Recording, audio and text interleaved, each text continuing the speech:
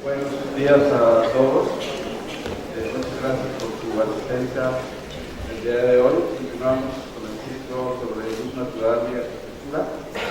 Esta es la conferencia número 16 de las que hemos implementado en el taller en relación a temas que se vinculan transversalmente con todos los niveles del taller de proyectos y taller de arquitectura. Antes de dar inicio a la presentación de esta conferencia, quisiera hacer una breve reflexión sobre los acontecimientos del día de ayer, dedicados a acontecimientos porque seguramente todos están enterados. Hubo violencia al interior de nuestro campus sobre situaciones que tienen ya un tiempo sucediendo en el CCH y pues creemos los profesores del taller que no debemos de mantenernos indiferentes a esta importante situación que está viviendo la universidad. Y en ese sentido tenemos la propuesta de hacer un comunicado de parte del taller que pueda firmarse por profesores y alumnos para que, de ser posible, hoy a mediodía, que se celebra un consejo extraordinario para tratar estos temas, podamos hacer el pronunciamiento de nuestro taller. Esto que les voy a leer a continuación es una propuesta que ha sido ya realizada por varios maestros, para que están de acuerdo. Sin embargo, no la han visto todos, entonces la idea es que se las lea un poco para que sea del conocimiento de la colectividad y desde luego si cada grupo se puede establecer un espacio de reflexión al terminar este evento y si alguien desea hacerle alguna modificación a este comunicado será bienvenido. Entonces les leo más o menos el borrador como está planteado. Dice: comunicado, la comunidad académica del taller José Villagrán García manifiesta su repudio a la violencia ocurrida el día de ayer, 3 de septiembre, en las instalaciones del campus universitario, en la que se agredió a un grupo de estudiantes de bachillerato que se manifestaban pacíficamente. Consideramos que los conflictos al interior de nuestra institución deben manejarse pacíficamente por la vía del diálogo. Creemos que los acontecimientos suscitados deben esclarecerse a la brevedad e informarse oportunamente a la comunidad para evitar el posible crecimiento de un conflicto que debe allanarse de raíz mediante la identificación y procesamiento de los resultados. Proponemos el restablecimiento del diálogo y la conciliación para la resolución de los problemas que han dado origen a las manifestaciones de los estudiantes de nuestra universidad, con pleno respeto a su autonomía. Invitamos a nuestra comunidad a mantenerse informada y a evitar caer en provocaciones que afecten la estabilidad de nuestra casa de estudios. Y se propone que después de este texto se anexen hojas de firma para que el taller pueda establecer su, digamos, interés en el tema y su seguimiento. Entonces lo dejo un poco ahí al conocimiento y posible discusión con sus grupos. Y bueno, ahora sí quisiera pasar por cuál es el tema que nos trae el día de hoy. El día de hoy tenemos el honor de contar con la presencia de Cecilia Guadarrama Gándara. Ahora voy a leer su título. Solo quisiera un poco como antecedente recordar en dónde estamos parados el día de hoy. Hay niveles en nuestro taller que han empezado ya ejercicios. Se está tratando el tema de la luz natural de la arquitectura. Ya hay ejercicios virtuales caminando. Y en otros niveles se están abordando casos de estudios que, además de atender a los problemas que pide el plan de estudios, se está tratando de poner el énfasis sobre el tema de luz natural. Entonces, para nosotros es de grandísima ayuda contar con su conferencia, con su plática, porque creo que a partir de ella los alumnos van a adquirir como más herramientas y van a renovar su estímulo sobre el tema, que creo que en general ha sido muy bien recibido. Entonces, quisiera leer brevemente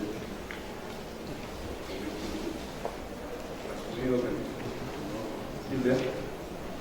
La doctora Cecilia Guadarrama Gándara es arquitecta por la Facultad de Arquitectura de la UNAM. Se tituló con honores por su tesis, la cual recibe el premio Arnaldo Fernández. Cuenta con una maestría y un doctorado enfocados a la investigación de la luz natural en la arquitectura. Desde finales de 2014, la Facultad de Arquitectura de la UNAM le nombró profesora ordinaria de carrera asociada C de tiempo completo. Dentro de esta universidad, nuestra actividad académica se abocó a la elaboración del plan de estudios de la especialización en diseño de iluminación arquitectónica, plan del cual en la actualidad es la responsable académica.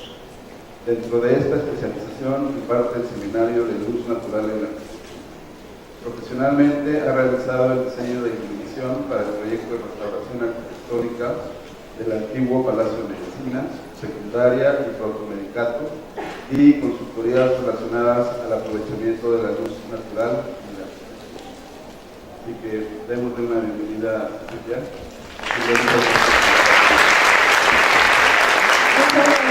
Muchas gracias a todos por asistir a esta ponencia. Vamos a empezar de lleno, vamos a tratar componentes de iluminación natural. Antes vamos a ver algunas características básicas de la luz natural para que puedan comprender de lo que estamos hablando y cómo aprovecharla en la arquitectura. La luz natural que recibimos en la superficie de la Tierra proviene del Sol, y lo que recibimos aquí en la superficie de la Tierra se divide en tres flujos. Uno es el flujo directo, que son los rayos solares que logran atravesar la atmósfera terrestre. Otro es el flujo difuso, que proviene de toda la bóveda celeste. Y otro es el global, que es la suma del directo y el difuso. Entonces tenemos tres flujos, los cuales es importante analizar y conocer sus características para ver cómo los aprovechamos en la arquitectura. Vamos a ver características del flujo difuso. El flujo difuso se genera a través de la reflexión, dispersión y absorción de la radiación solar, esto quiere decir de los rayos directos, a través de componentes atmosféricos. En la atmósfera se encuentran diferentes componentes atmosféricos, como gases, como gotas de agua, como cristales de hielo, como moléculas de aire y partículas suspendidas. Todos esos componentes atmosféricos lo que hacen es extinguir la radiación solar incidente, y todos estos tres procesos de extinción generan la luz difusa de la bóveda celeste. El flujo difuso es más eficiente lumínicamente que el flujo directo y global. Esto significa que nos va a proporcionar más porción de luz sobre energía radiante. La energía radiante también contempla el ultravioleta y el infrarrojo, de tal forma que vamos a recibir más luz por energía radiante. Por eso es muy importante aprovecharlo en la arquitectura de nuestra localidad y aprovecharlo para iluminar los espacios interiores, ya que no ganamos tanto calor como si estuviéramos dejando entrar los rayos directos solares. El flujo difuso presenta niveles lumínicos relativamente constantes, y a través de observaciones y mediciones se ha llegado a un rango, se estableció un rango mundial que varía entre los 20.000 y 40.000 lux. ¿Okay? Esos son rangos de la disponibilidad del flujo difuso a nivel mundial. Sin embargo, cada localidad va a presentar diferentes niveles porque va cambiando la luz natural, tanto la directa como la difusa, en cada localidad dependiendo de los factores climáticos y los elementos climáticos. Entonces, la disponibilidad del flujo difuso va a depender de la concentración de partículas suspendidas, va a depender de la concentración de vapor de agua y de gases atmosféricos en este momento en la atmósfera del lugar. En la Cuenca de México se ha medido el recurso lumínico, y en este caso les voy a mostrar estos sistemas, estas imágenes que representan la disponibilidad del flujo difuso medido aquí en la Cuenca de México. Estos planos están representando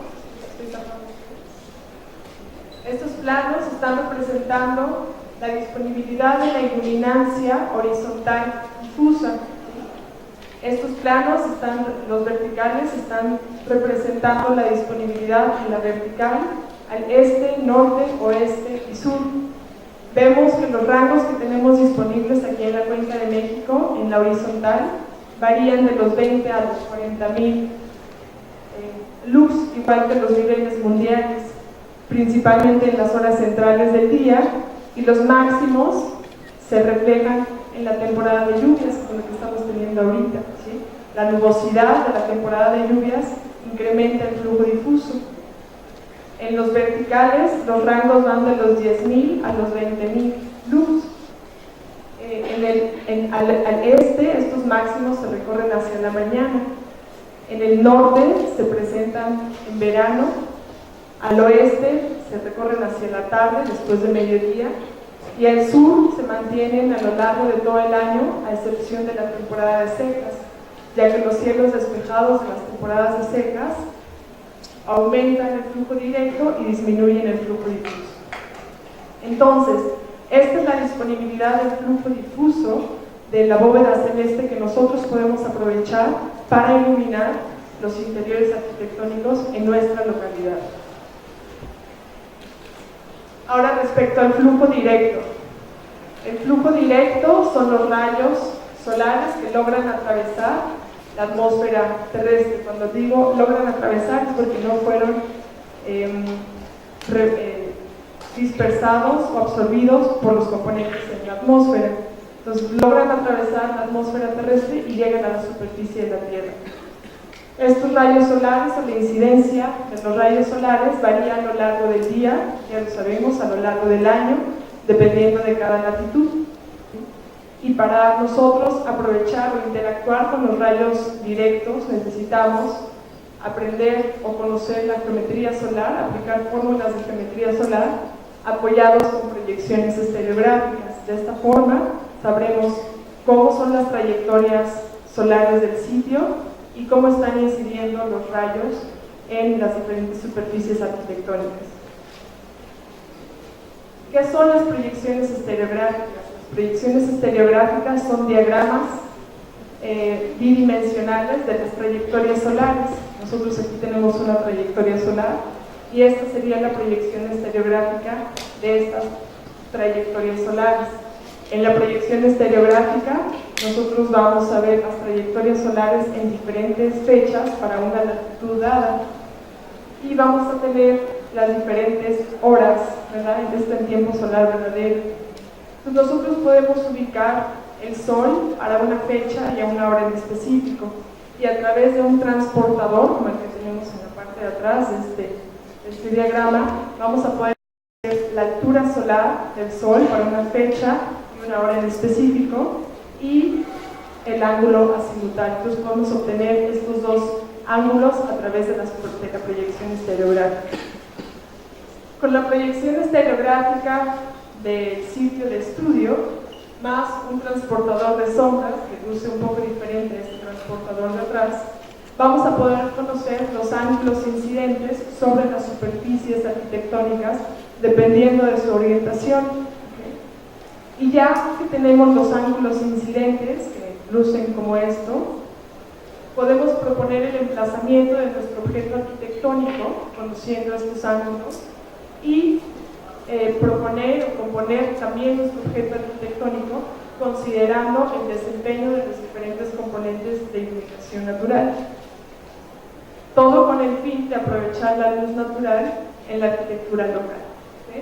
Lo podemos aprovechar de nuevo, dejando incidir el flujo difuso, ya que es más eficiente, e interactuando con los rayos solares incidentes. Interactuar no siempre significa dejarlos fuera del espacio.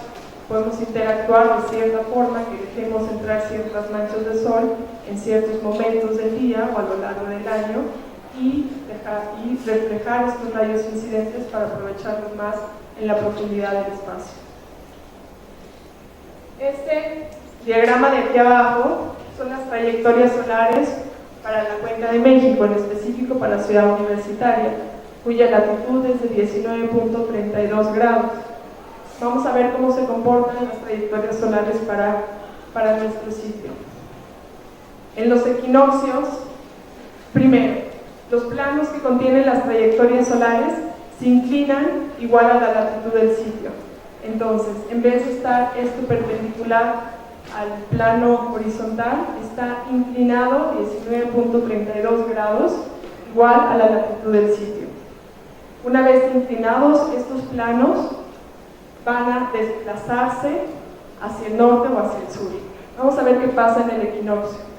En los equinoccios el Sol sale exactamente en el este, se eleva en la bóveda celeste, llega a su culminación y se oculta por el oeste. ¿Sí? Eso en los equinoccios. Después del equinoccio de otoño hay un desplazamiento de todo el plano que contiene la trayectoria solar hacia el sur para llegar al solsticio de invierno. En este punto el Sol sale por el sureste, se eleva, llega a su culminación y se oculta por el suroeste. En su culminación, digamos que vamos a sumar estos 19,32 grados más los 23,44 grados, que es igual a la declinación solar, es el valor mínimo de la declinación solar. Entonces, por simple razonamiento, sin entrar a las fórmulas de geometría solar, podríamos sumar los grados de la latitud más los grados de la declinación, nos daría que el Sol, en su culminación en el solsticio de invierno, que es el punto en donde más al sur llega, sumaría 42,77 grados, y eso sería un ángulo cenital. Y su complemento de 47,23 grados sería la altura solar. En su culminación el Sol, este es el punto más bajo. ¿Okay? Después del equinoccio de primavera, el Sol, o este plano que contiene la trayectoria solar, se desplaza otros 23,44 grados, pero en este caso hacia el norte. ¿Okay? De tal forma que hay 2 meses en el año en donde el Sol va a estar incidiendo en la fachada norte. ¿Okay?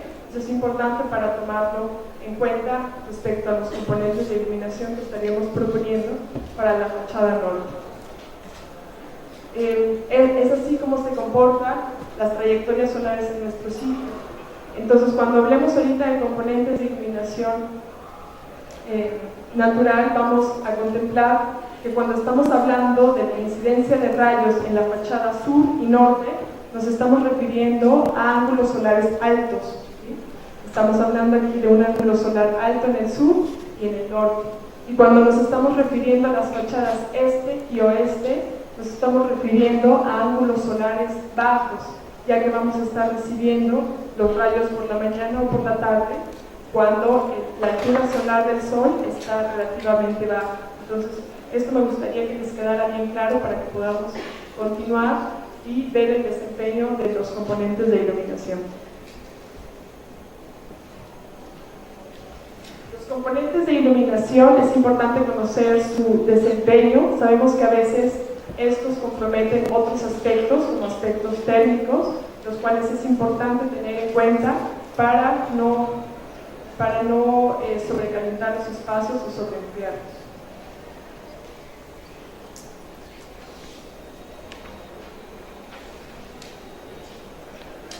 Después vamos a abrir una ronda de preguntas, ¿verdad? Por si ahorita queda algo pendiente, lo puedan apuntar y después nos dedicamos a resolver dudas. Respecto a los componentes de iluminación natural, estos se dividen en 2 grupos.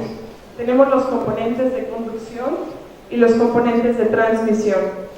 Los componentes de conducción van a ser espacios los cuales van a guiar y distribuir la luz al interior de la edificación. ¿Sí? En este caso, los mejores ejemplos pueden ser un pórtico o un patio.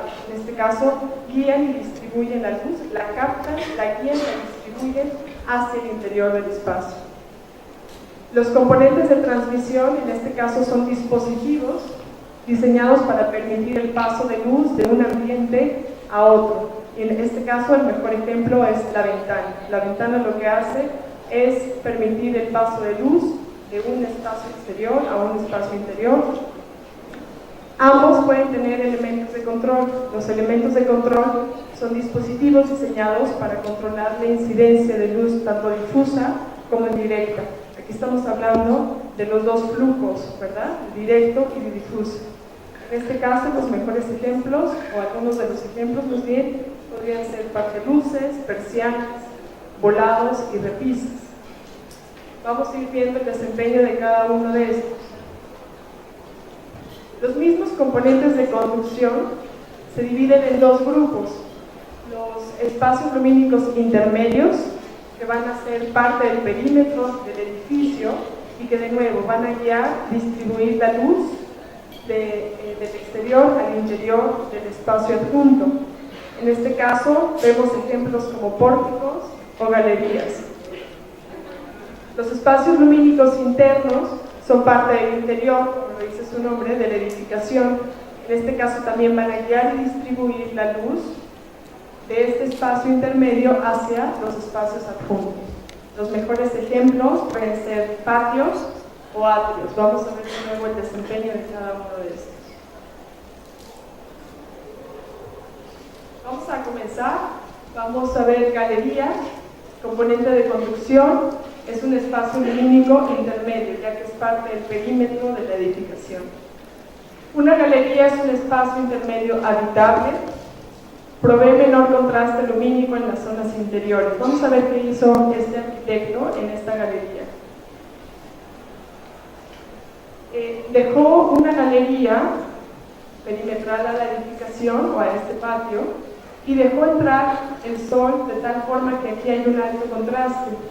Este alto contraste se puede llevar a cabo porque esta es una zona de transición. Entonces, esta galería que mide de 1 a 2 metros deja entrar la luz difusa, la luz directa de los rayos solares, y este espacio va a permear la luz para que después, a través de estos muros bajos, la luz pueda llegar a estos espacios adjuntos. Esos espacios adjuntos, en algunos casos, son salas de lectura.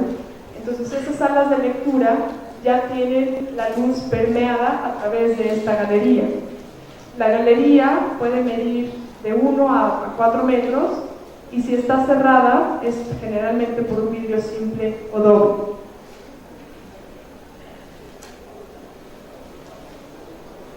Un pórtico como componente de conducción es un espacio lumínico intermedio.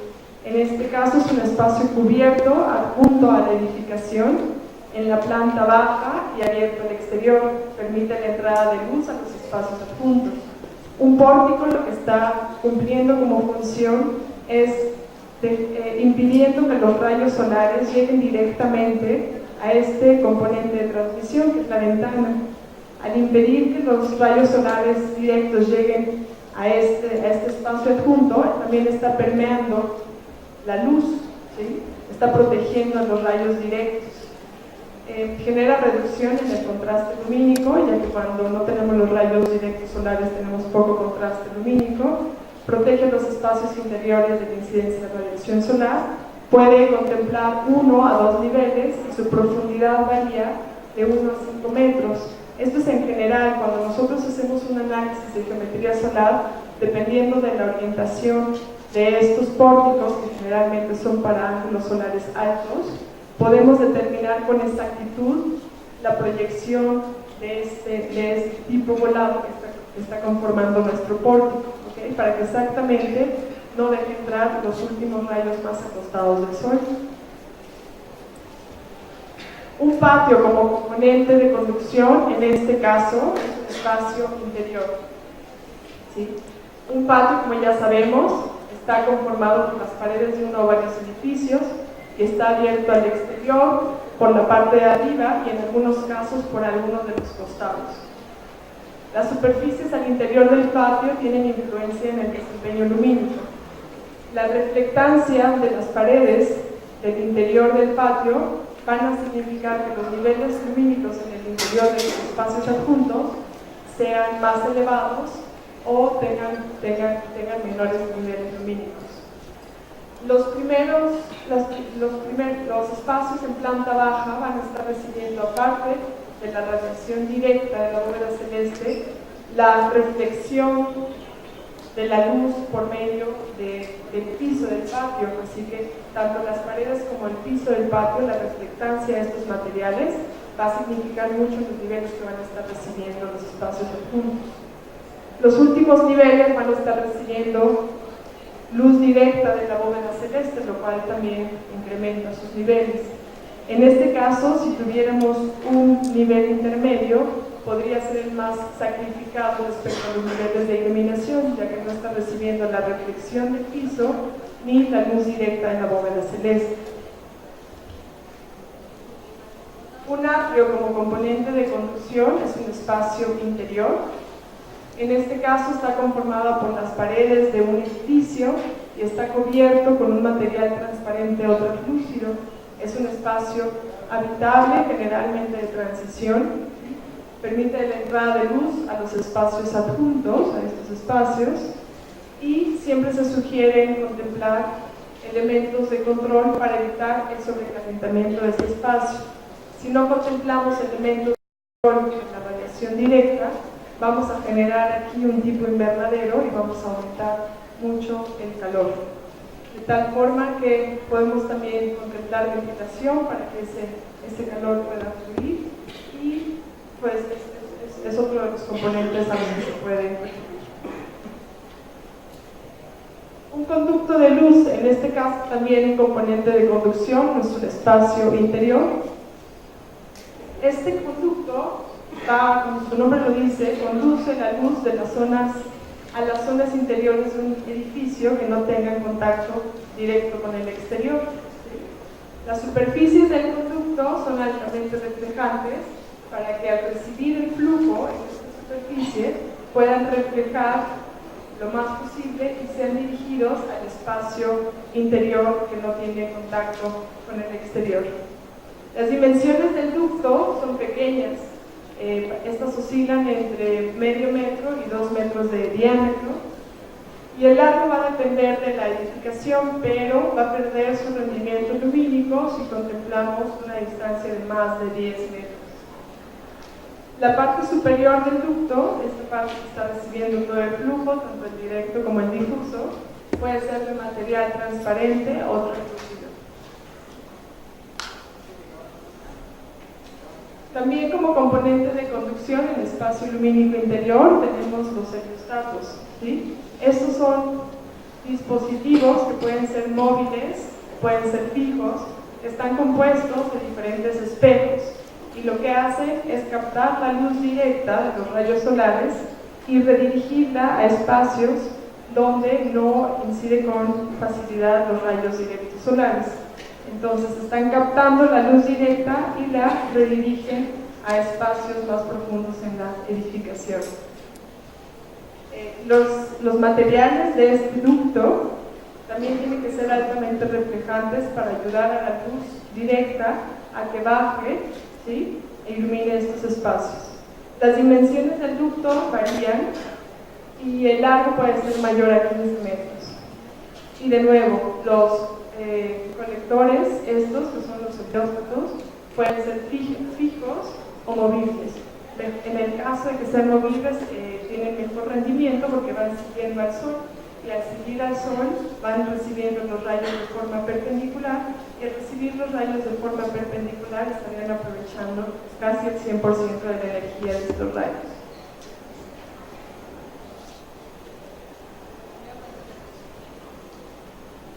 Eso respecto a componentes de conducción.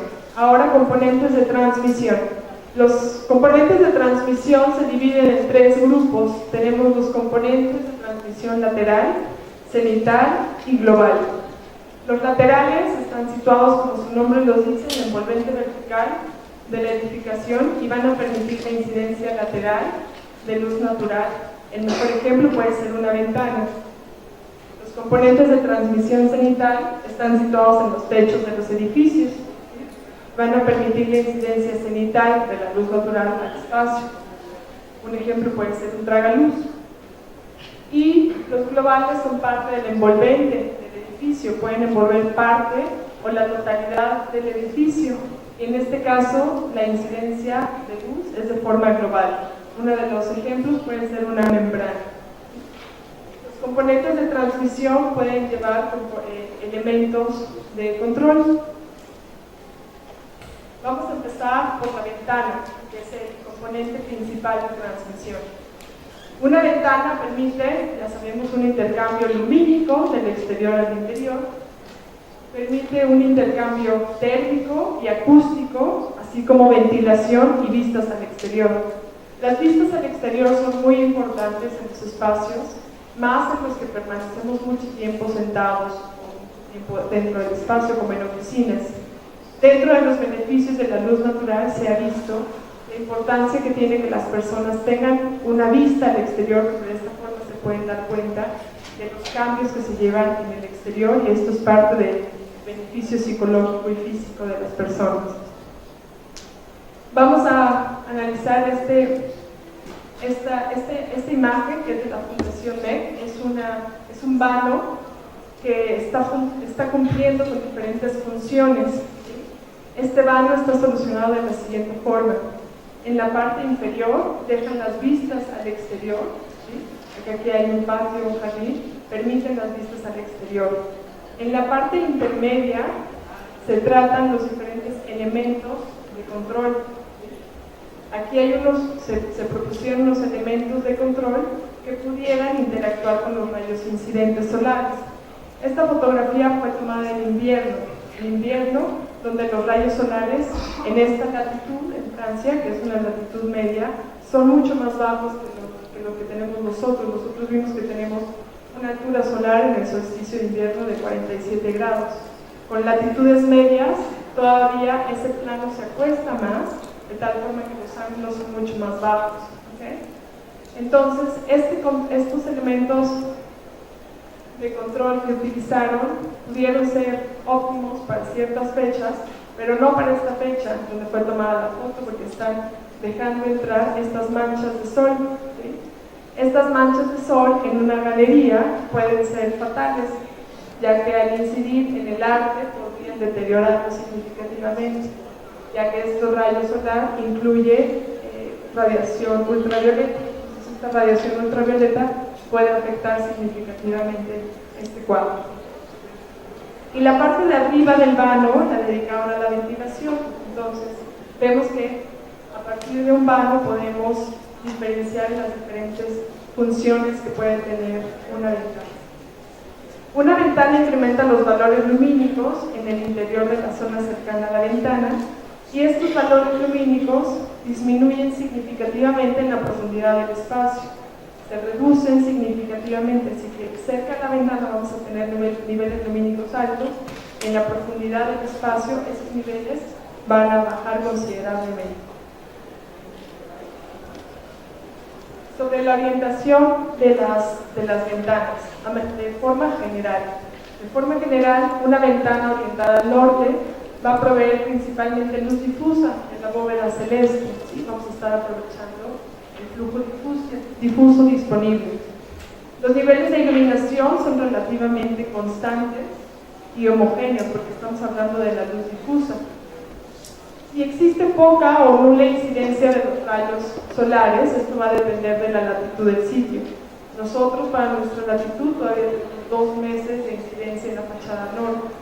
Arriba de los trópicos, arriba del trópico de Cáncer en el hemisferio norte, o abajo del trópico de Capricornio, ya no existe incidencia en la fachada norte, solo existe incidencia en las áreas intertropicales. Las ventanas orientadas al sur tienen niveles lumínicos altos, porque estamos hablando que tienen incidencia solar en la parte central del día, y por lo tanto tienen alto contraste también. Tienen más incidencia solar en invierno y medio en verano. Esto quiere decir, conforme a las trayectorias que vimos, que conforme se mueve el plano de la trayectoria solar hacia el sur, ¿sí? En invierno vamos a tener más incidencia en invierno, y como se desplaza hacia el norte en verano, tendremos menos incidencia en esta época, en verano. Las ventanas orientadas al este u oeste tienen gran variación lumínica a lo largo del día por la incidencia solar en las mañanas y por las tardes. Vamos a tener incidencia solar en las mañanas en la fachada este y en las tardes en la fachada oeste.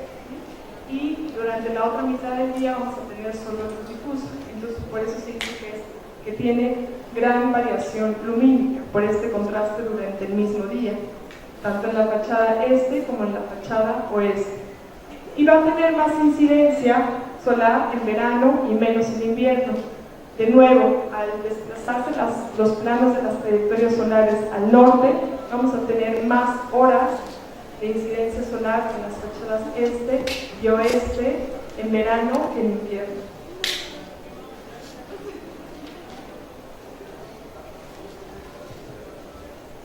Continuamos con los componentes de transmisión lateral, en este caso una pared translúcida. Una pared translúcida que generalmente van de piso a techo, están cubiertas con material translúcido. Este material translúcido genera una luz difusa homogénea en zonas cercanas al componente. Y el compromiso de este componente de transmisión es que evita las vistas al exterior, las va a limitar. Entonces hay que tener en cuenta la actividad que se realiza dentro del espacio. En este caso, en este centro Laban, que es un centro de danza, la actividad principal pues, es danza al interior de estos espacios. Las personas están enfocadas en su actividad y en el mejor de los casos lo que quisieran sería un espejo para poder reflejarse, no están pendientes de la vista que podrían tener al exterior.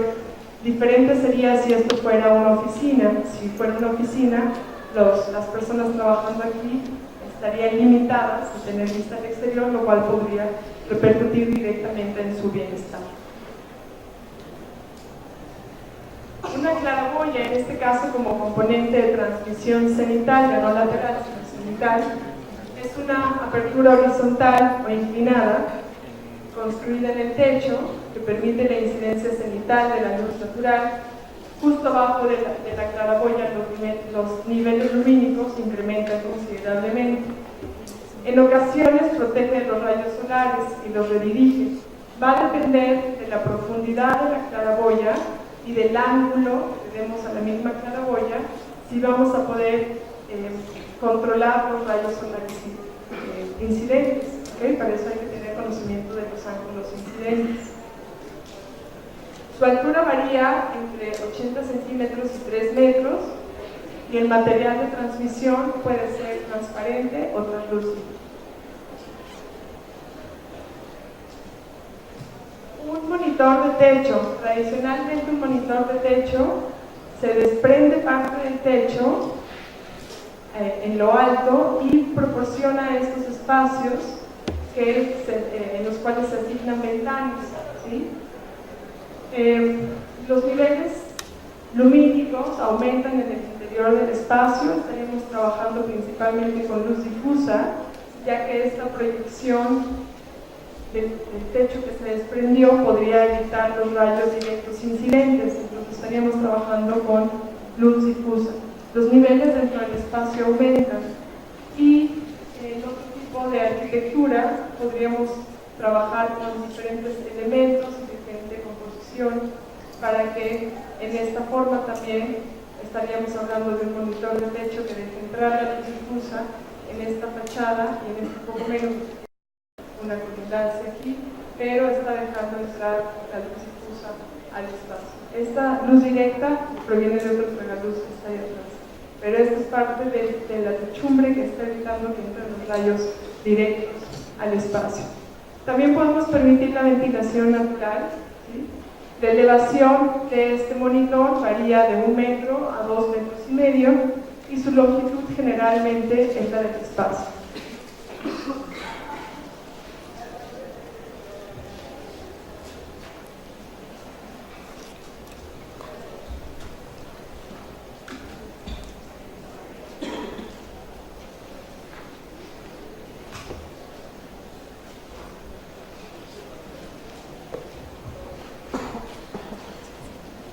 Los techos de dientes de sierra también como componente de transmisión cenital, bien los conocemos, tenemos varios ejemplos aquí, mismo en la facultad, en la biblioteca, en el MUCA. Son una serie de inclinaciones al sur, ¿sí? Que dejan aperturas verticales o inclinadas al norte, ¿sí? De esta forma, y proveen iluminación difusa. Lo que queremos es recibir la iluminación difusa del norte, de tal forma que si los proponemos para latitudes como la de nosotros o más hacia el Ecuador, tenemos que prolongar las inclinaciones al sur de tal forma que no incidan los rayos directos, ¿verdad? Entonces estas aperturas que están orientadas al norte dejan entrar la luz difusa al espacio. La altura puede variar de 1 a 2,5 metros, y el largo generalmente es del espacio. Pero si alcanzan a ver en esta imagen, estos dientes de sierra no tienen, al final vamos a ver reglas de oro, y no tienen la proporción indicada para que la luz logre bajar al espacio. ¿Sí? Estos dientes de sierra se cerraron bastante, esta inclinación al sur se cerró bastante, de tal forma que la luz difusa que logra entrar a partir de estas aperturas se queda en esta franja, no sé si lo logran ver.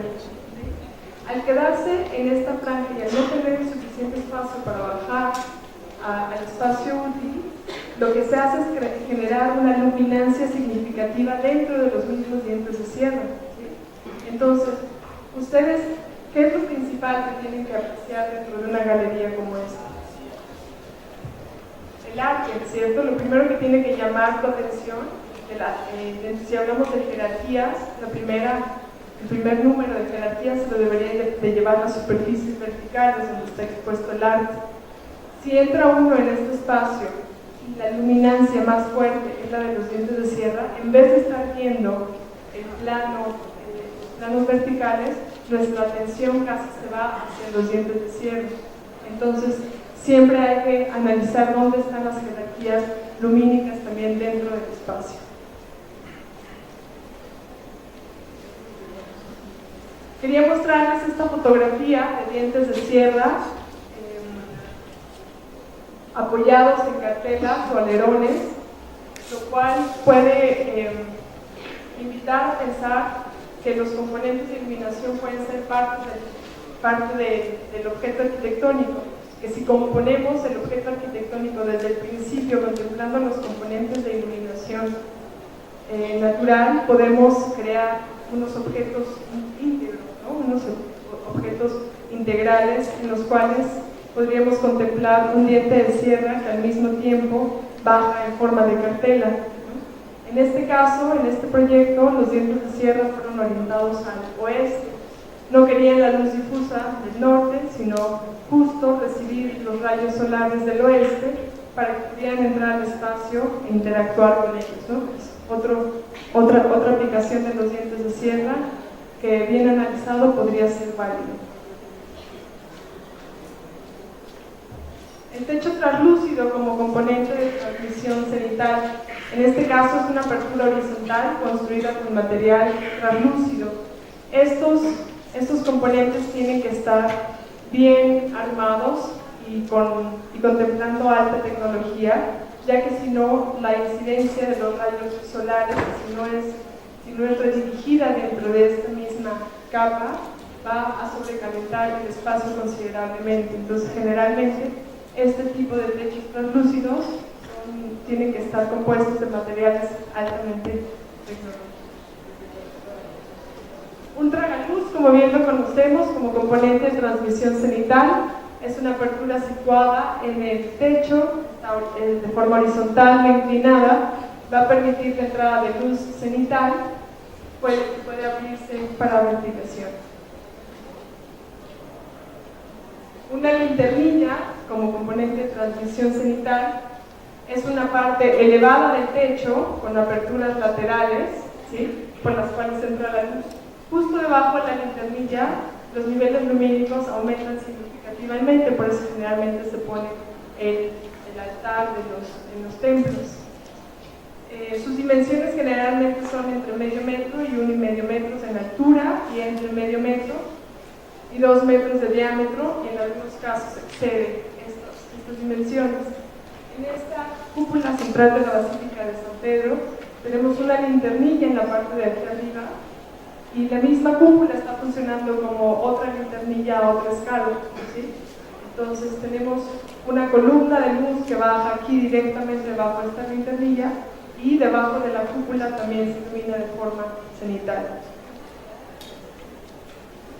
Una membrana como componente de transmisión global, en este caso, es una superficie que envuelve parcialmente o totalmente el espacio, va a permitir la incidencia global de luz natural, y claro está, ya ustedes solo ven en la imagen, deberían de estar pensando que es necesario considerar las ganancias térmicas que podríamos estar recibiendo al interior de este espacio para no convertirlo en un invernadero.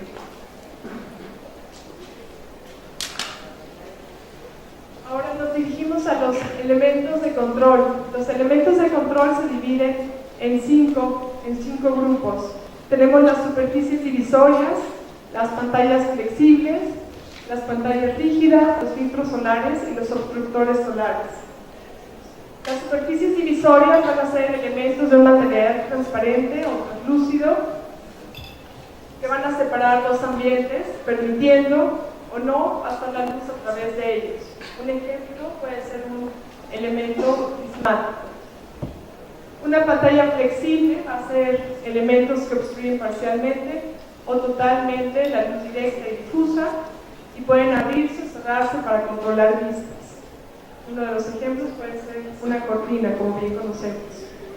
Una pantalla rígida es un elemento rígido, como su nombre lo dice, y opaco, que va a redirigir, va a obstruir la radiación solar incidente en el componente de transmisión. Recuerden que el componente de transmisión puede ser una ventana.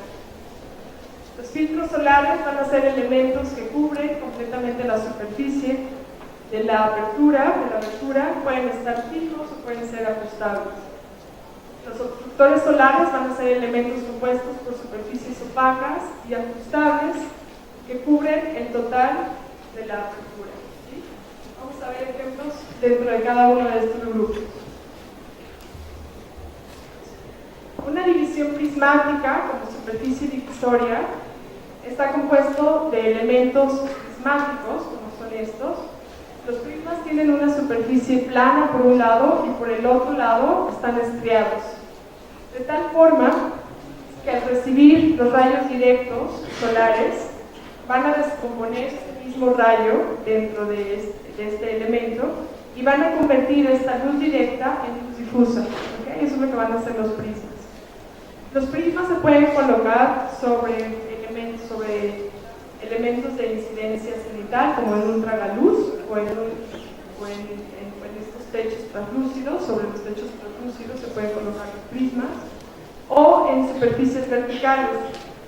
En superficies verticales habría que cuidar que no cubrieran el completo de la superficie vertical, porque podrían impedir nuestras vistas al exterior. ¿Sí?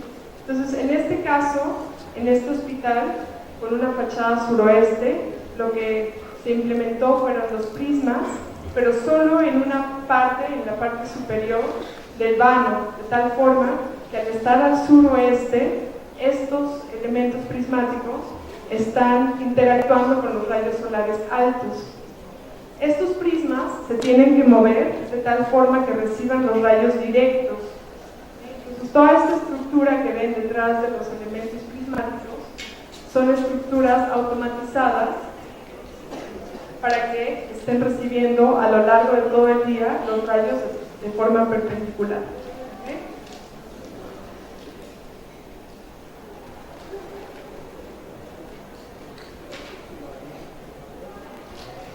Otra división activa dentro de superficies divisorias podrían ser estas celdas fotovoltaicas, que ya con alta tecnología han convertido estas celdas fotovoltaicas en elementos translúcidos, de tal forma que al colocarlos en una fachada, lo que hacen estos elementos es también seguir al sol.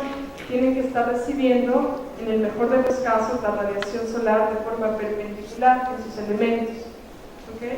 En esta imagen lo que vemos es que está cubriendo toda la superficie vertical y hay algunas franjas que dejan libres, por las cuales podríamos tener algo de vistas al exterior, pero están considerablemente limitadas, lo cual habría que cuestionar.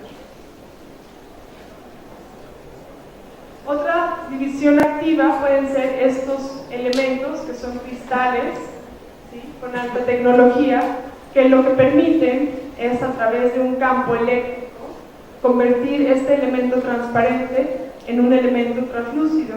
Entonces, bajo un elemento transparente podemos tener la incidencia de los rayos solares a través de estos manchas de sol, ¿sí?, y con un elemento translúcido estamos evitando las vistas al exterior, o sea, estamos limitando esta condición, pero ya no tenemos esa incidencia tan directa de los rayos solares. Esta incidencia de rayos solares genera altos contrastes, lo cual puede ser un poco incómodo a la vista. Aquí, de nuevo, ya no tendríamos vista al exterior, pero ya no tendríamos estos altos contrastes.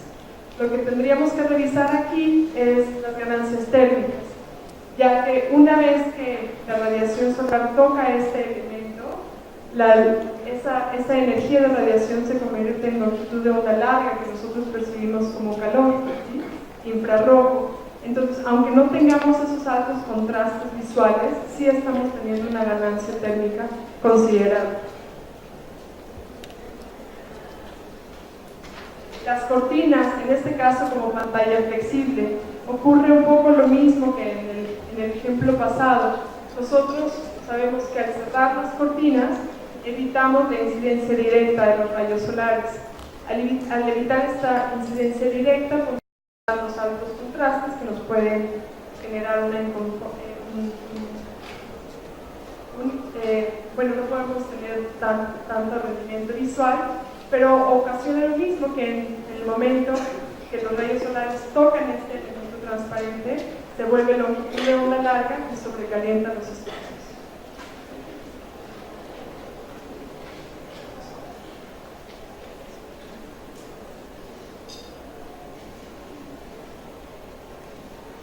Un volado, tanto que los conocemos a estos, pantallas rígidas, es un elemento que sobresale de la fachada y es parte de la edificación.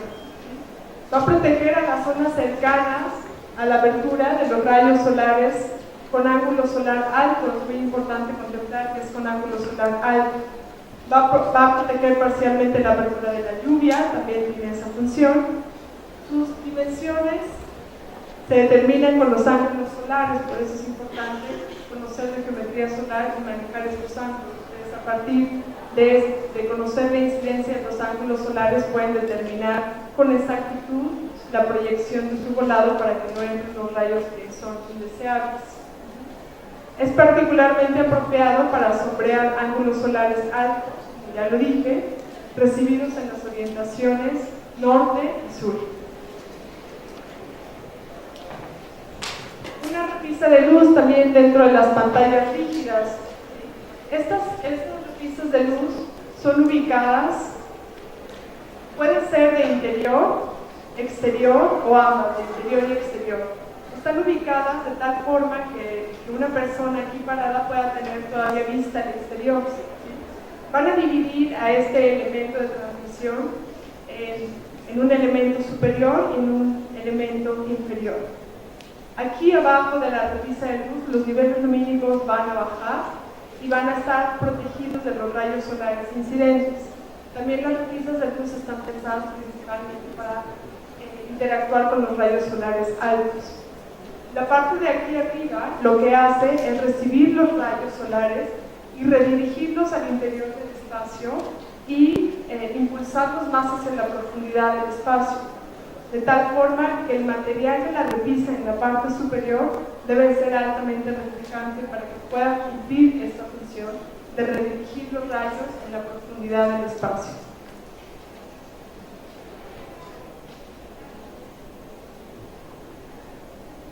La base de la ventana también es un elemento importante porque es aquí donde se va a apoyar el flujo luminoso para ingresar dentro del espacio.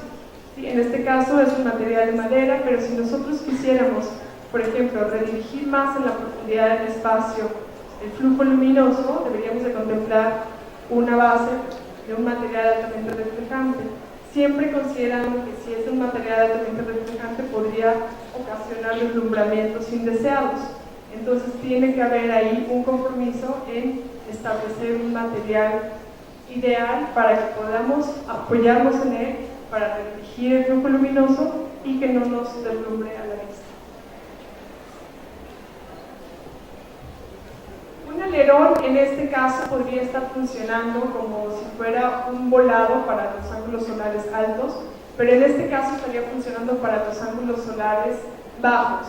Es un elemento, en vez de ser horizontal como el volado, es un elemento vertical de exterior que cubre la apertura de la ventana, ¿sí? Va a reflejar o redirigir la luz incidente, tanto la difusa como la directa. Va a proveer niveles lumínicos más bajos y homogéneos dentro del espacio.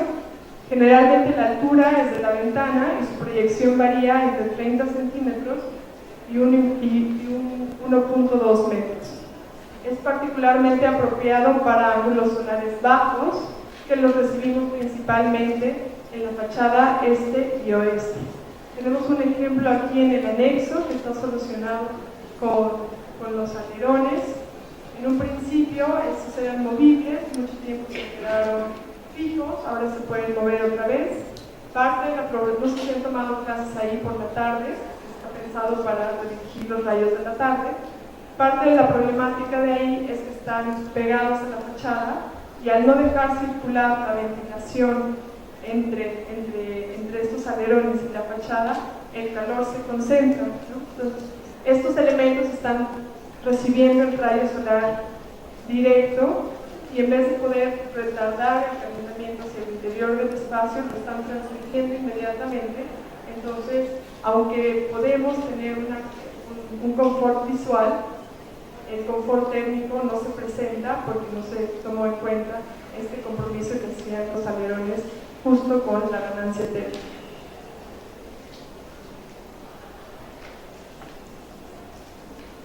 Quería mostrarles esta imagen que se refiere a alerones, pero en este caso activos, movibles, automatizados, en donde estos alerones se dividen, los elementos de los alerones se dividen en varias partes, en varias secciones, de tal forma que yo puedo mover la parte de abajo de una forma y la parte intermedia de otra y la parte de arriba con otra dirección. Entonces yo podría dejar abiertos la parte de abajo, ¿no?, perpendicular a la fachada para que tenga vistas al exterior. En la parte intermedia podría cerrarlos o restringirlos para interactuar con los rayos incidentes, y la parte de arriba la podría mantener abierta también para que tal vez se apoye la luz directa en el plafón y que el flujo luminoso llegue más a la profundidad de ese espacio.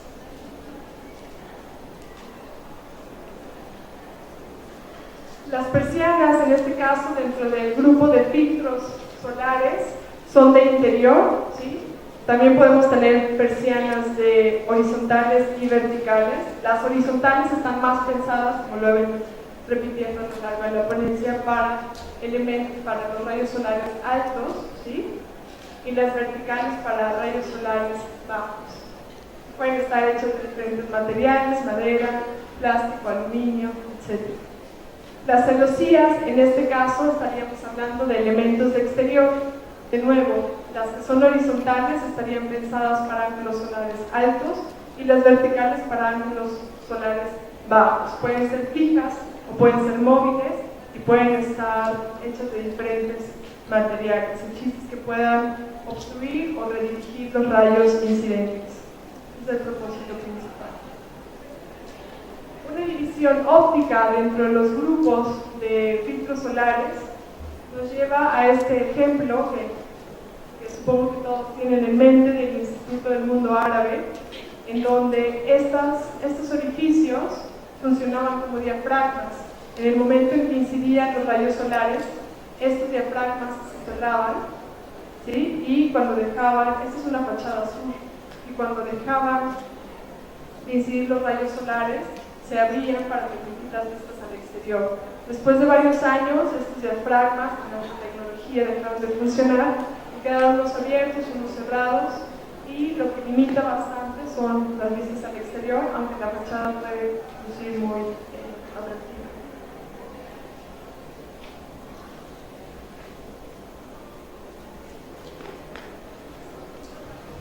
Un brais soleil o una estructura exterior estaría funcionando casi como una doble fachada, ¿sí? A través de su juego geométrico puede estar interactuando con los rayos solares incidentes dependiendo de la orientación. Entonces puede ser de diferentes materiales, como de madera, metal o concreto, y lo que sí puede lograr esta doble fachada, y decía Le Corbusier, es hacerla exenta de la primera fachada y lograr la circulación entre ambas fachadas, evitando un sobrecalentamiento del espacio adjunto. Por último, una contraventana dentro del grupo de obstructores solares es es una superficie que al moverse, al desplazarse o al cerrarse, está cerrando o está cerrando completamente la apertura y está limitando el intercambio lumínico, acústico y las visuales al exterior, ¿no? De estas no vemos mucho en nuestras latitudes, pero en otras sí recurren mucho a la contraventana para las edificaciones, para la vivienda generalmente. Pueden ser de diferentes materiales, madera, aluminio o PVC, y va a cubrir toda la apertura, todo el componente de transmisión lateral.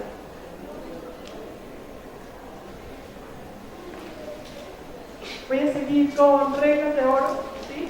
Son unas diapositivas respecto a las reglas de oro.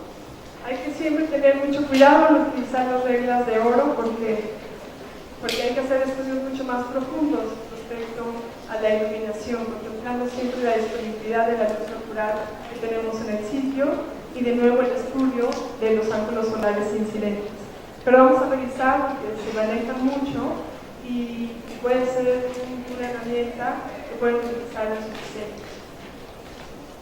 Para la incidencia lateral se considera un área efectiva de iluminación natural cuando consideramos en la profundidad del espacio 1,5 veces la altura de la ventana. Tenemos la altura de la ventana y si consideramos una distancia de 1,5 veces la altura, vamos a hablar de que este es el área efectiva de iluminación natural. Si contemplamos una repisa de luz, esta área efectiva de iluminación natural podría incrementar hasta 2 veces la altura de la ventana. ¿Sí?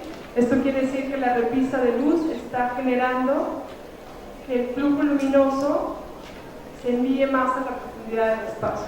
Por eso podemos aumentar la distancia. Otra forma de calcular el límite lumínico en la profundidad del espacio es a través de esta fórmula. Esta fórmula es una fórmula muy sencilla que contempla el largo, bueno, lo que queremos conocer es el largo y la profundidad máxima en metros, es esto, ¿sí? Contempla la reflectancia media de los acabados en la mitad más alejada de la ventana, en esta mitad más alejada de la ventana, el ancho del espacio y la altura del espacio, ¿sí? Entonces, a través de estas variables podemos conocer el largo y la profundidad máxima en metros. Esta fórmula se aplica cuando hay pocas obstrucciones del contexto. Eso quiere decir cuando tenemos un horizonte generalmente libre de obstrucciones. Cuando tenemos obstrucciones del contexto, tenemos que contemplar las obstrucciones enfrentadas. Y en este caso recurrimos a la línea de no cielo, es una traducción del inglés que dice the no skyline. ¿Y cómo sacamos este punto? Es la intersección del plano de trabajo con una línea recta que pasa de la obstrucción enfrentada por el límite superior de la ventana hacia el plano de trabajo, ¿sí? Entonces, en este caso, todos estos puntos tendrían una vista directa al cielo y por detrás de este punto ya no hay una vista directa al cielo. Por eso, esta sería el área efectiva de iluminación natural y esta ya tendría limitaciones en los niveles lumínicos para desarrollar tareas visuales importantes. Respecto a la incidencia cenital sobre la disposición de domos en edificaciones sin incidencia lateral, o sea, aquí no hay ventanas. Entonces, estos domos están separados igual a la altura del espacio y entre el domo y la superficie vertical es una media vez, la altura del espacio. Si tenemos incidencia lateral, podemos considerar la disposición entre domos igual a la altura del espacio y hacia la ventana 2 veces la altura del espacio.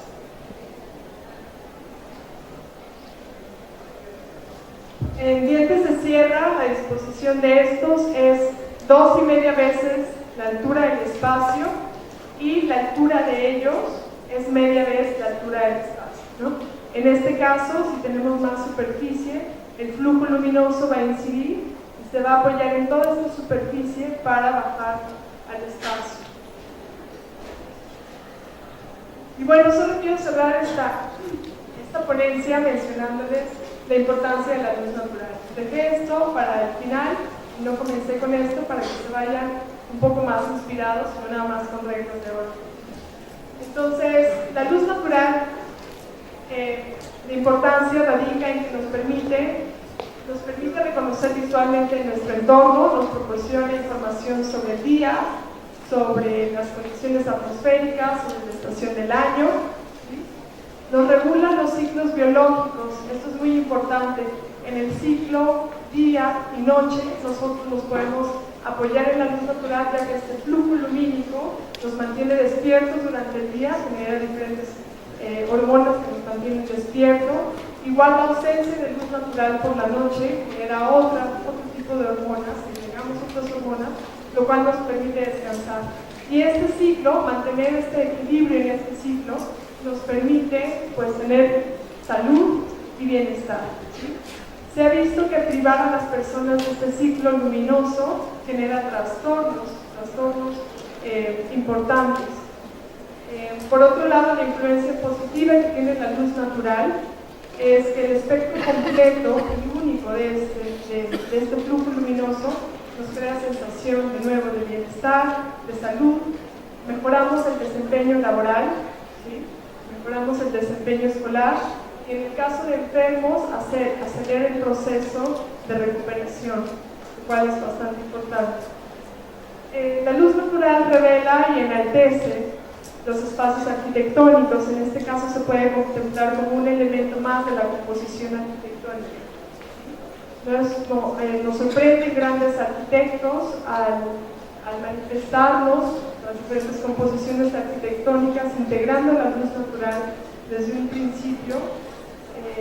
Estos ambientes nos generan, nos maravillan, ¿no? Con estos ambientes lumínicos que están en inigualable armonía. El uso adecuado de la luz natural significa ahorro energético, al reducir sobrecargas de enfriamiento, calefacción y al no recurrir a la luz artificial durante el día, con lo cual tenemos menos impacto en el ambiente. Entonces los invito a contemplar la luz natural desde el principio de su ejercicio arquitectónico para lograr estas atmósferas inigualables. Muchas gracias.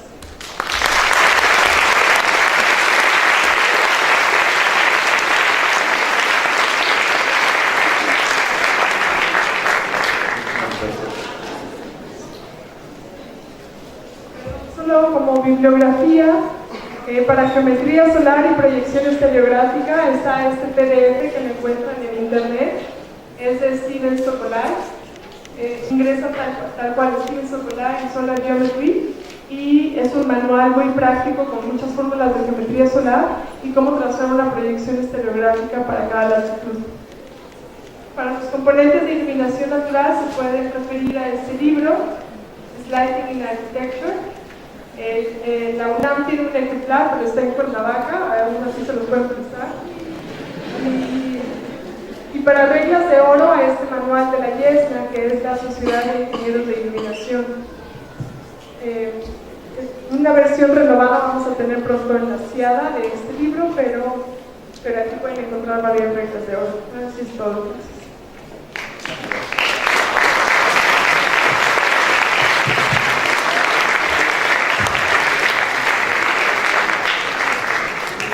Creo que nos han mostrado una cantidad de herramientas suficientes para poder abordar la encomienda que tenemos. Si alguien tiene alguna inquietud, alguna duda, aprovechamos si alguien quisiera comentar algo, profesores, estudiantes. Muchas gracias por la exposición. Muy entusiasmado y por información muy valiosa. Más que nada, el compañero de YouTube y preguntar un poco su opinión sobre el uso de las altas tecnologías en esta situación. Una vez que nos pones el campo del Instituto de Arte, ¿qué tanto la inversión en una alta tecnología muy sistematizada que depende mucho de avances tecnológicos se justifica su duración en el tiempo? O más bien la tecnología es un poco más tecnológica, con una también más duradera? Gracias por la pregunta. Yo creo que hay mucho riesgo en utilizar altas tecnologías a mi entender. todavía depositar toda la función de la luz natural en altas tecnologías, como podemos ver, puede ser muy riesgoso. Durante el tiempo en el que son vigentes estas altas tecnologías, teniendo un mantenimiento adecuado. Tengo un ejemplo, y no sé si últimamente han ido, sin querer hacer una crítica muy fuerte, pero al MUAC, por ejemplo. El MUAC, ustedes por la parte de abajo, en las salas, si logran ver si están dejando entrar la luz natural, la temperatura de color de la luz natural, o sea, la tonalidad de la luz que está entrando, está amarilla, se está amarillentando. Entonces, lo que se recurrió en el MUAC, que se les presentaron, no sé si se les presentaron el diagrama. El diagrama es que unos vidrios Gauguin recibían toda la radiación solar y dentro de una estructura era reflejada esta luz para entrar por último por otro cristal, ¿no? Entonces tenía como dos filtros, el primero que era el Gauguin y el segundo que era ya para entrar al espacio. Entonces, subiendo la otra vez a la azotea, que es un recorrido que hago con este grupo, vimos que el Gauguin se amarillentó. Entonces, eso ni siquiera era una alta tecnología, ¿no? Estábamos hablando de una tecnología media, porque es un vidrio doble, eso es lo que es el marcador, es un vidrio doble, que lo que estaba haciendo era reflejar la longitud de onda larga y luz ultravioleta para que entrara con menos de esta energía al espacio. Pero ya después de justamente 10 años, ese Gauguin ya dejó de servir o tiene alguna condición que ya no está funcionando con esa transparencia con la que debería de funcionar. Entonces, y contemplando un mantenimiento que en un vidrio es limpieza nada más. Entonces, ahí es bastante cuestionable solo recargarnos en ese cristal doble para poder hacer un filtro de luz, ¿no? Podría haber sido una solución aún más masiva. Los invito a que lo vayan a ver. Lo que ya están optando es por cerrar la incidencia de luz natural y apoyarse casi solo en la iluminación natural, porque todas las salas están apoyadas en ese cristal. Y cambiando, pues yo creo que es una inversión bastante alta que necesitamos. Ya vi que usted hace alguna otra pregunta o comentario. Yo tenía ahí una pregunta que quería hacerte, que estas conferencias, además de ser un apoyo, digamos, para los ejercicios que se están desarrollando, también muestran posibles líneas de acción profesional, ¿no? Y que vayan la comunidad identificando en qué campo se puede desempeñar un arquitecto que no es más. Y en ese sentido quería preguntarte en qué momento surgió y cómo fue que surgió tu interés por dedicarte, por profundizar en este tema de la iluminación especial natural. Si nos pudieras platicar un poco cómo sucedió. Creo que ahí va un poco más de experiencia personal, pero desde que era mucho más joven tenía la experiencia de viajar al extranjero a latitudes medias, ¿no? Medias un poco más altas. Entonces, cuando uno pasa mucho tiempo fuera de nuestro excelente clima, bueno, a excepción de las tormentas estas, te das cuenta cómo la ausencia de luz natural puede afectar anímicamente tu ciclo de vida, ¿no? A partir de esa inquietud en la que me di cuenta, por estos viajes a latitudes medias más altas, empecé a observar cómo tenemos nosotros tanta disponibilidad de luz natural. En las zonas intertropicales tenemos tanta luz natural que le damos la espalda. Le damos la espalda porque no sabemos interactuar con ella, no sabemos la disponibilidad que tenemos para aprovecharla, y en vez de aprovecharla le damos la espalda para no tener las ganancias térmicas. Entonces, nos deja mucha brecha abierta para analizar, para investigar y para aprovecharla. Entonces, eso fue la primera inquietud, y después, cuando inicié la maestría, me quería enfocar más en cuestiones de arquitectura bioclimática, pero al tratar de encontrar un tema mucho más preciso, caí en la luz natural y a partir de ahí me apasioné con el tema.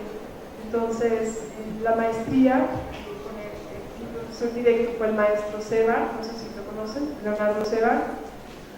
Empezamos a analizar la luz natural y no teníamos instrumentación para medirla, y nosotros fabricábamos los diodos para medir la luz natural. Entonces, de los primeros ejercicios que hicimos es analizar el reglamento de construcción respecto a la luz natural y cómo a través de los patios o los cubos de iluminación, los llaman patios de iluminación, cómo no es suficiente el flujo luminoso que entra para iluminar los interiores de los puntos de estos patios.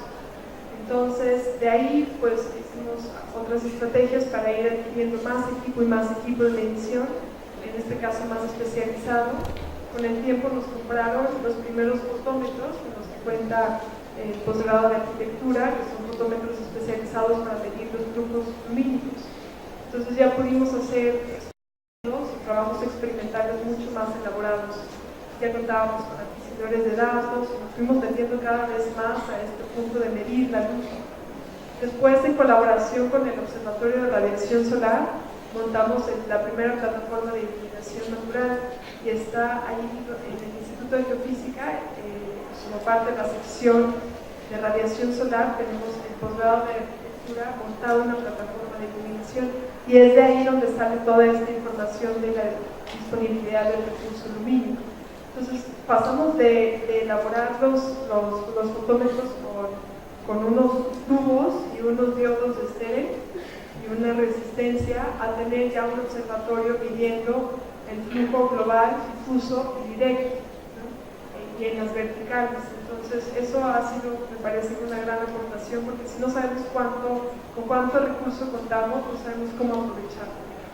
Entonces nos seguimos basando en reglas de oro, o nos seguimos basando en normativa realizada en el extranjero y no local.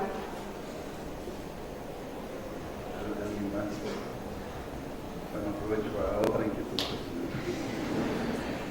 Hay una cuestión que un poco nos ocultan a todos sobre tratar de proyectar para las soluciones más críticas, ¿no?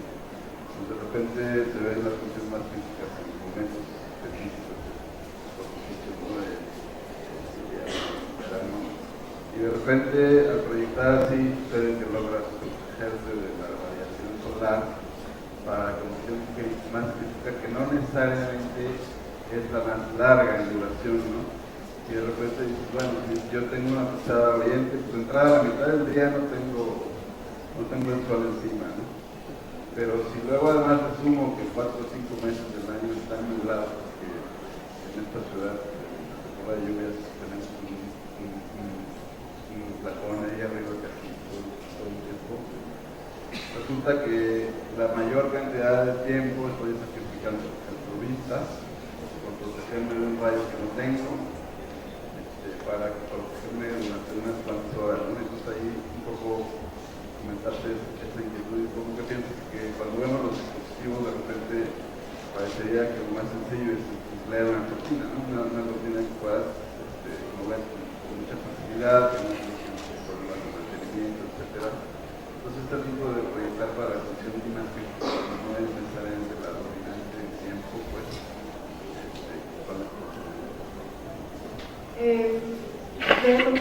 creo que hay que analizar las condiciones críticas y también la que predomina, ¿no? Aparte, por ejemplo, las celdas solares generalmente, las que no son activas, las que se crean estáticas, se inclinan igual a 19 puntos, o sea, igual a la latitud del sitio, en este caso 1932, para estar recibiendo generalmente la mayor parte del tiempo los rayos incidentes, no se inclinan en la condición más crítica, ¿no? Entonces ahí podemos tener como una idea de estar proyectando más hacia los equinoccios en vez de considerando las posiciones más críticas. De todas maneras, un componente de iluminación o un elemento de control tendría que estar considerando todas las condiciones, tanto los solsticios como los equinoccios. Entonces eso nos lleva muchas veces a combinar componentes o a llegar a los componentes activos, ¿no? Yo estoy más por la composición de diferentes componentes que a los componentes activos, ¿no? Podemos recurrir a varios componentes, no nada más a volados, por ejemplo, sino una combinación entre una repisa y algunos elementos verticales o algunos horizontales, etc. Pero tenemos que conocer el desempeño de cada uno de ellos para poderlos adoptar en nuestro proyecto. Y por el otro lado, por eso es importante conocer la disposición del recurso en el sitio, conforme a lo que dices. Por ejemplo, nosotros las trayectorias solares son simétricas, ¿no? Entonces yo estaría recibiendo el mismo sol a las 11 de la mañana que a la 1 de la tarde, ¿no? En la fachada este o oeste. Pero el flujo de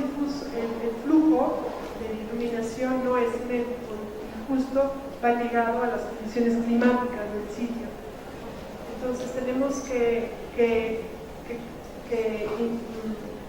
contemplar el comportamiento lumínico más las condiciones climáticas del sitio, y entonces a través de esto nos podríamos dar cuenta que al este generalmente siempre está despejado, que es temporada de lluvias, y al oeste es esta temporada de lluvias que generalmente las nubes se forman después del mediodía y las precipitaciones caen en la tarde-noche, bajan los niveles directos y incrementan los niveles difusos, ¿no? Entonces, al analizar el flujo, la disposición del flujo en las diferentes fachadas, ya podemos también adoptar estrategias de iluminación natural que nos dé solución para la arquitectura local. ¿Alguna otra pregunta? Bueno, ahora quisiéramos dar dos anuncios. Uno, y aprovechar un poco alevosamente su presencia. Estamos planteando un concurso de fotografía que va voluntariamente a organizar Guillermo Lucan. Sí, porque es el principio de voluntario. Además ya se está abriendo una atención, porque ya es el segundo organizador. Y sería sobre fotografía arquitectónica con el tema de luz natural y arquitectura. En los próximos días vamos a poner la convocatoria ahí en la coordinación, y nos encantaría si pudieras apoyarnos en el jurado. Los tiempos más o menos son a más tardar 20 tantos desde finales de septiembre el límite para inscribirse, y finales de octubre el límite para presentar sus trabajos. Habría una categoría de maestros y una de estudiantes. Ese es el primero. Y el segundo anuncio, que también hemos estado platicando entre los profesores del taller, sobre la posibilidad de implementar el premio Taller José Villagrán una vez a semestre, el cual se está pensando que se le daría al alumno más destacado de los primeros 4 años de la carrera, y el premio consistiría en la aportación de un viaje para conocer obras de arquitectura. Todavía no estamos seguros a dónde, porque vamos a medir los recursos. Les aseguramos que no es aquí a Chapultepec. Vamos a ver cómo respondemos como comunidad, pero sí la idea es que lo implementemos ya a partir de este semestre. Algunos parámetros serían mejor desempeño en cuanto a calificación en el taller de proyectos de arquitectura, el mayor promedio del taller más las asignaturas con horarios compatibles. Y si ahí hay algún empate, pasaríamos al mejor proyecto desarrollado durante el semestre de más aportación arquitectónica. Y si ahí hay un empate, ya el desempate final sería la capacidad de integración de los componentes del taller de arquitectura en su proyecto.